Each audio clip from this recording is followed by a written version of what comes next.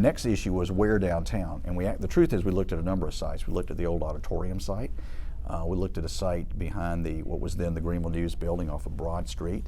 It was kind of hard to find a site, but there was this abandoned lumber yard in the woe-begotten West End, blighted area, nobody down there, a lot of drugs and crime and that kind of thing, but the big open area. And the conventional wisdom was that it was too small for a baseball field. As I became more and more familiar with the organization, more and more familiar with the value of a baseball stadium downtown, I became convinced that the best interest of the community was to bring it downtown. And so there were business leaders that worked on this for well over a year. And I think we came to the best solution. And I think 15 years later, I think all of us realized that we'd done good work. It was very controversial, and it really underscored the degree to which baseball was a real part of this community, and everybody really cared about where the baseball team was going to locate. And it was very much, I would probably say it was about a 50-50 split.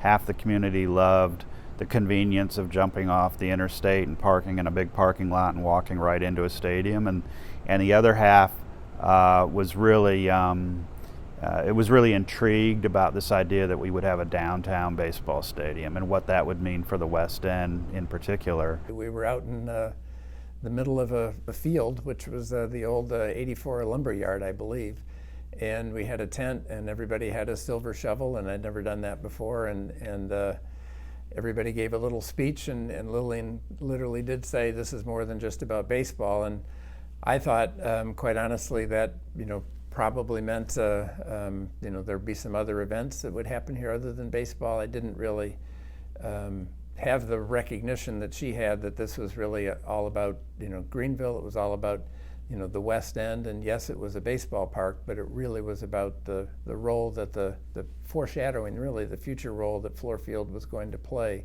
in the literal renaissance of the West End. And it was Lillian who first staked out that claim, and every year since then I've become more and more aware of just how visionary she was back in 2005.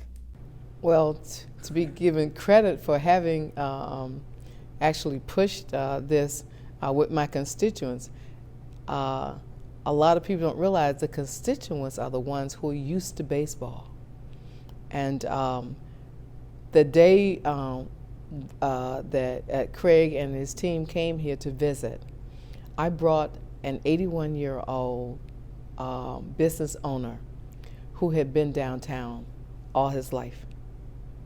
And he said to Craig that this would help his business to thrive, which is true. And the community had always had a baseball team. Some of the naysayers were people who didn't even live in this area. So that's one of the things that I weighed. It didn't have anything to do with politics. It had to do with quality of life. It had to do with family, fun. Baseball is family fun. It's not a gambling conceit. It's a baseball team. And the community said, we've always had a baseball team. And so I kept that in my mind. We've always had one.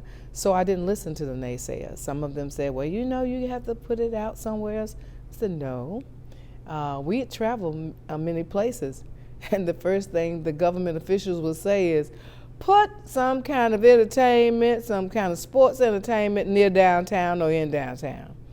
Now, if that made sense for other communities, it made sense for me as well. In the early days, when we announced the decision to move the ball field to that site, there was a lot of concern, even opposition, nearby the AME church next door in particular, because they felt like they only had in their heads the idea of the baseball stadium on Malden Road. You pick it up and move it down to West End. So a big concrete hulking building, not attractive in any way. And that's what people thought.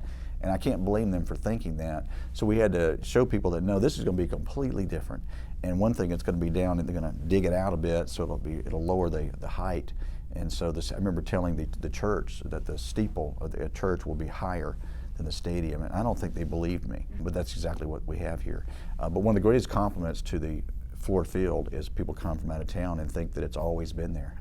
It looks like it's been there 30 or 40 years, or longer than, because now it's been there a longer time. But the architecture fits the West End, and with the choice of the brick and the quality of the mixed-use portion.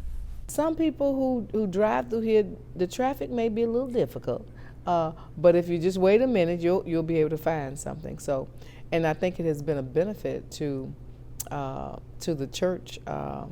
That at first, and it wasn't the church, it was just the pastor of the church. But it has been a benefit to even that church as well.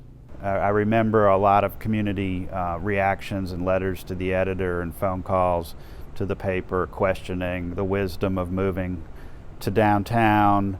Why waste a perfectly good stadium, albeit I think everybody knew it needed some renovations. It was, there was nothing really wrong with the stadium per se. And so, people were raising the issue of why waste a perfectly good stadium. I was pretty much informed as to how the process was working. We had folks that wanted an urban ballpark. We had folks that wanted to stay in the suburbs. There were folks that didn't want to make investment. We already have an investment. Why do we need a new investment? So the business community really had to dialogue and really get to looking at that from all aspects. So as chairman of the business organization's chamber that year, it was really, really important that I weigh in. And there were reasons personally that Spinks would like to have the suburban effect, where you pack all the stuff in the trunk from the Spinks store and go tailgate. George Fletcher, Greenville businessman and later city councilman George Fletcher, who called me one day and said, I know you're still looking for the baseball site. Have you found one? I said, no, we're really having a hard time finding a site. And George said, well, you need to look at the lumber yard. And I said, George, we've looked at it, but we think it's too small. And George said, hey, you need to call minor league baseball. Call the commission office and ask them to bring some people down. They'll actually measure it, and they'll tell you whether it's too small. They have standards. We hadn't really thought of that. So we did that. We actually got in touch with the representatives from minor league ball, and they had these two guys, and they came to Greenville exactly as planned. And I recall we met them out there on the site, this abandoned lumber yard. Again, the place was just dilapidated. It looked horrible. And Lillian Brock Fleming, the city councilman from the area, myself, stood on, as I recall, we stood in the corner on a very cold morning. And these two guys had this measurement device, and they went out in the field, went out in the lumber yard, I shouldn't say field, and were working out there for a while. And they started walking toward us. And I immediately noticed they had smiles on their faces. And as they approached us, one of the guys said, it fits, but just barely, because of the railroad lines there. But it will meet the standard. And then the other guy said something that I really appreciated, and I'll never forget it. He said to all of us collectively, he said, we were just talking about this as we were walking back. We were looking around and thinking to ourselves, this is going to make one of the best sites for minor league baseball that we've ever personally seen. And I thought, wow, they liked it that much. So that's the true story, and it does just barely fit. I grew up in the Chicago area attending Cubs games at Wrigley, where there is no parking lot, and you just find parking at any of dozens and dozens of parking lots around the stadium in that Wrigleyville neighborhood. So I wasn't too hung up on parking, and I really liked the idea of what a downtown stadium would look and feel like, and how it would change the sort of complexion of baseball. Our very first meeting with the ownership group, we talked about that we wanted a stadium in the West End. We wanted a mixed-use stadium, that is, we wanted residential and retail around it. And then, of course, the offer was made to build the stadium at private expense, which was just amazing. But something else that was good was we had been to Chattanooga. And in Chattanooga, they have a trolley that takes people up to the stadium. And at our very first meeting, we had the audacity to mention, hey, by the way, in Chattanooga, you have a trolley. Will you do a trolley in Greenville? And the immediate response was, sure, we'll do trolley in Greenville. Well, the difference is at Chattanooga, the stadium's up on a hill. You need the trolley to get up the hill. Well, whatever. So one of our great incidents of partnership, episodes or One of our great examples of partnership is the fact that we got a trolley thrown in to boot, and we've grown the trolley system, of course, not just at the stadium, but now we have it for the entire downtown area. Well, J-Do got me to ride on his trolley under totally false pretenses. Let's just be honest about it. He didn't give me a clue what I was about ready to do. I thought I was going to be sitting in the background. Instead, he had me in his rap video. So as a participant. So that was quite by accident, but it worked out really well. It did highlight the trolleys, and really from the opening of the stadium with the trolleys, people enjoyed the ride over to County Square. And that was another good thing in terms of partnerships. The county was easy to talk to in terms of parking on County Square. That's a great contribution to the baseball stadium. And then with trolley makes it even better, and thanks to J-Do and others, people learned to really love the trolley, so it's a good thing. Opening day, as I said, I mean, that was just a day when you just got across the finish line, weren't sure if you were going to make it, and quite honestly, we didn't have a plan B. Some people said along the way, well, you need to have a fallback plan as to where you're going to play if the stadium isn't ready, and our focus was, well, no, if we have a plan B, that's going to be energy devoted to plan B, and we wanted to put everything against plan A. So that opening day of really doing what many people thought wasn't possible was very high on the list. It was a busy night, and the concrete outside on the sidewalk was still wet, and the flagpole had just gone up. And we were doing everything for the very first time. So there wasn't a lot of time to be reflective, right?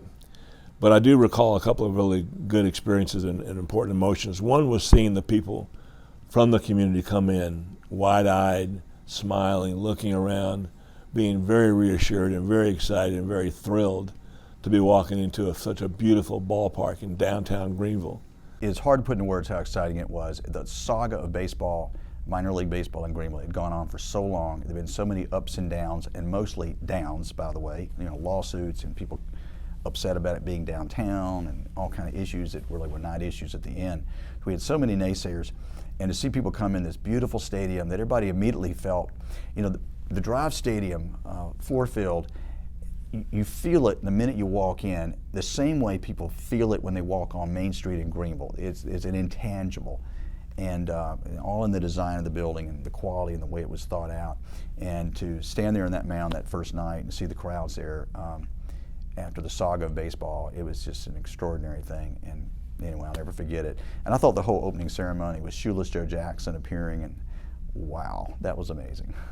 It started with Joe Jackson coming magically out of the Green Monster in a puff of smoke and striding up to home plate, looking like Joe Jackson, this young man did, and hitting a rocket out over the pitcher's head and over the center field wall, and then running around the bases and tipping his hat to the fans. And a lot of Greenville enthusiasts and baseball fans were wiping their eyes when that happened. And I'll never forget that. It was, there's an amazing sense of pride because there were those that didn't think it could be done, and certainly didn't think it could be done in 10 months. So just getting to the finish line was amazing, and to look back, and he didn't have too much of time to look back, but there was a big sense of pride. There was, I think, a sense of relief. There was just, a sense of just seeing the whole community in the ballpark and seeing everybody having a good time and kind of the coming together in the downtown. It was just a magical night. And I think the best answer is I didn't really, it was good that I didn't know everything that I know now back then, because it was just a wonderful feeling.